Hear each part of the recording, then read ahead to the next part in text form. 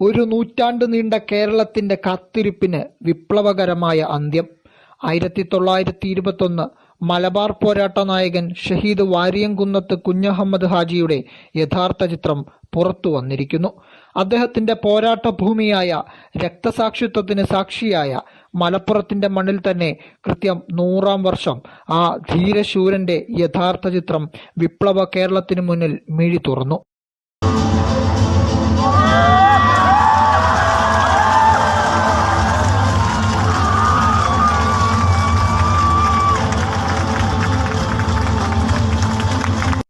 നിങ്ങൾക്ക് വാരിയംകുന്നത്ത് കുഞ്ഞഹമ്മദ് ഹാജി എന്നൊരു പേരറിയുമോ?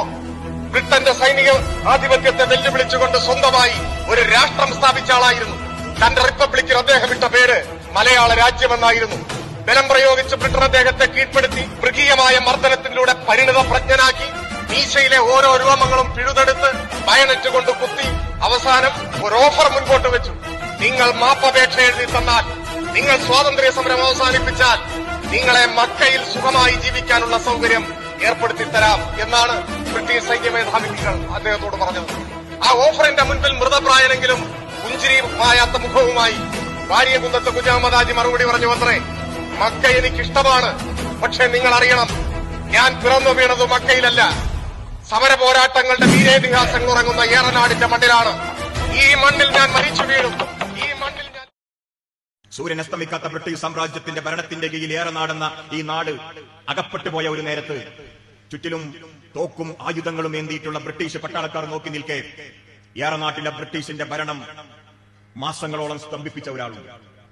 എന്നിട്ട് ഏറനാട്ടിലെ രാജാവ് ഞാനാണെന്ന് പ്രഖ്യാപിച്ച ഒരാളുണ്ട്. എന്റെ രാജ്യത്തിലേക്ക് കടന്നാൽ വിവരമറിയുമെന്ന് ആയുധധാരികളായിട്ടുള്ള ബ്രിട്ടീഷ് പട്ടാളക്കാരോട് ആൺകുട്ടിയെ പോലെ പറഞ്ഞ ഒരാളുണ്ട്. അത് വാരിയംകുന്നത്ത് കുഞ്ഞഹമ്മദ് ഹാജി. സമാനമായിട്ടുള്ള ഒരു ചരിത്രം ലോകത്ത് വേറെയില്ല. അത്ര വലിയ പോരാളി.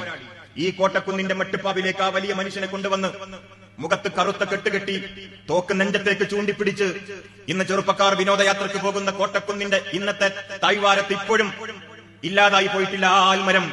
ആ ആൽമരത്തിൽ ബന്ധിപ്പിച്ച് പട്ടാളക്കാരന്റെ തോക്ക് നെഞ്ചിലേക്ക് പറ്റിച്ചു പിടിച്ചവർ ചോദിച്ചൊരു ചോദ്യമുണ്ട്, നീ ഞങ്ങൾക്കെതിരെ ആൾക്കാരെ കൂട്ടി സംഘടിപ്പിച്ചു, യുദ്ധം ചെയ്തു, പോരാടി, നീ ഞങ്ങളുടെ ആളുകളെ കൊന്നു, പട്ടാളക്കാരെ കൊന്നു, ഞങ്ങൾക്ക് ഭീഷണിയായി നാട്ടിൽ പ്രവർത്തിച്ചു, ഇന്ന് നീ ഞങ്ങളുടെ ചങ്ങലക്കെട്ടുകളിൽ ബന്ധിതനായിരിക്കുന്നു, എന്താ നിനക്ക് അവസാനമായിട്ട് പറയാനുള്ളത്? നീ മരിക്കാൻ പോവുകയാണ്. ചിരിച്ചുകൊണ്ടാണ് പ്രതികരിച്ചത്, എനിക്ക് രണ്ട് ആഗ്രഹങ്ങളാണുള്ളത്. ഒന്ന്, ഈ കറുത്ത തുണി ഒന്ന് അയച്ചു മാറ്റണം. നിന്റെ തോക്കിൻ കുഴലിൽ നിന്ന് വെടിയുണ്ടകൾ എന്റെ നെഞ്ചിലേക്ക് ചീറിപ്പാഞ്ഞു വരുന്നത് കണ്ട് എനിക്ക് എന്റെ പ്രിയപ്പെട്ട മാതൃരാജ്യത്ത് പടഞ്ഞു മരിക്കണം. മറ്റൊന്ന്, എന്നെ നീ നെഞ്ചിലേക്ക് വെടിവെക്കണം. ഒരു കാരണവശാലും പിറകിൽ വെടിവെക്കരുത്.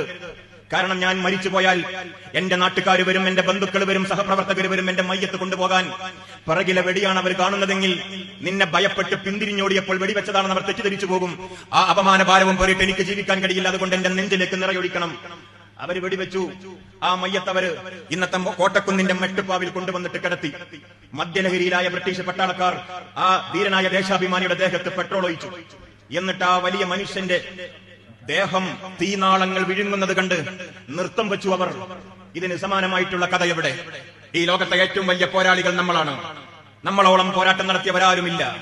നാട് കടത്തപ്പെട്ടു, കൊല ചെയ്യപ്പെട്ടു, ക്രൂശിക്കപ്പെട്ടു, കടലിലെറിഞ്ഞു. എത്രയെത്ര ദുരന്തങ്ങളാണ് നടന്നത്.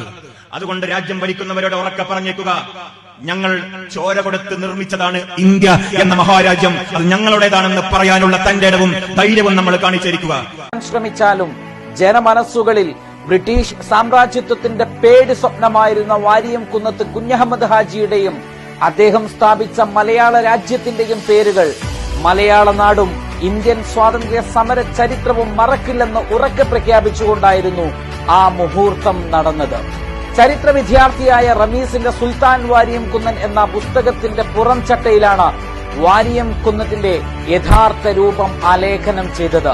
10 വർഷം നീണ്ട ഗവേഷണത്തിനൊടുവിൽ ഫ്രഞ്ച് ലൈബ്രറിയിൽ നിന്നുമാണ് ഇദ്ദേഹം ഈ ചിത്രം കണ്ടെടുക്കുന്നത്. ഇതുവരെ മലയാളത്തിലെ വാരിയംകുന്നന്റെ രൂപം പച്ച ബെൽറ്റ് ധരിച്ച താടിയുള്ള 60ഓളം വയസ്സ് തോന്നിക്കുന്ന ഒരാളുടെ രൂപമായിരുന്നു. അത് 1921 എന്ന മമ്മൂട്ടി സിനിമയിൽ അവതരിപ്പിക്കപ്പെട്ട മനക്കോട്ടയിൽ നിന്നുണ്ടായ ദൃശ്യമായിരുന്നു. അതായിരുന്നു ഇതുവരെ മലയാളക്കര ഏറ്റുപിടിച്ചിരുന്നത്. എന്നാൽ അതിന് അറുതി വന്നിരിക്കുന്നു. ഇവിടെ യഥാർത്ഥ ചിത്രം ഒടുവിൽ പുറത്തു വന്നിരിക്കുന്നു.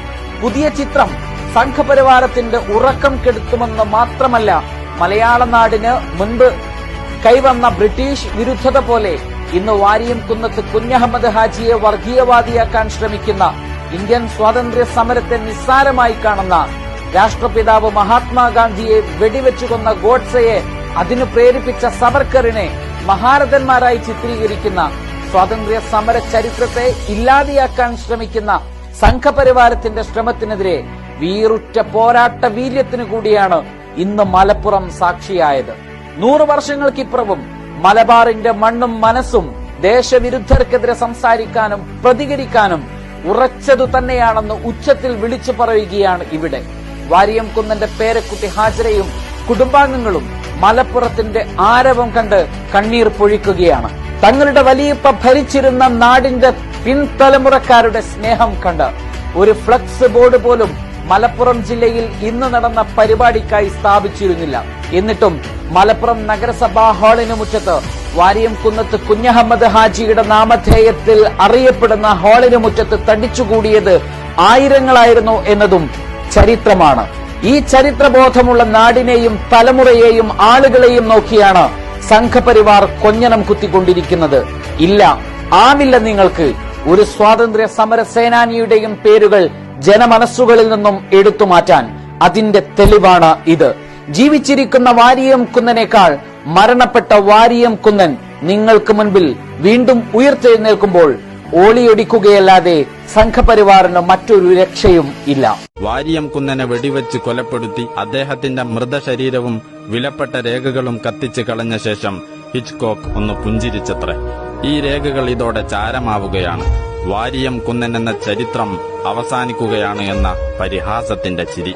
അതേ ഹിച്ച്കോക്കിന്റെ പിന്മുറക്കാരോട് 100 കൊല്ലത്തിന് ശേഷം ആ രേഖകൾ പുറത്തുവിട്ടുകൊണ്ട് റമീസ് പറഞ്ഞു, ചാലഞ്ച് അക്സെപ്റ്റഡ്.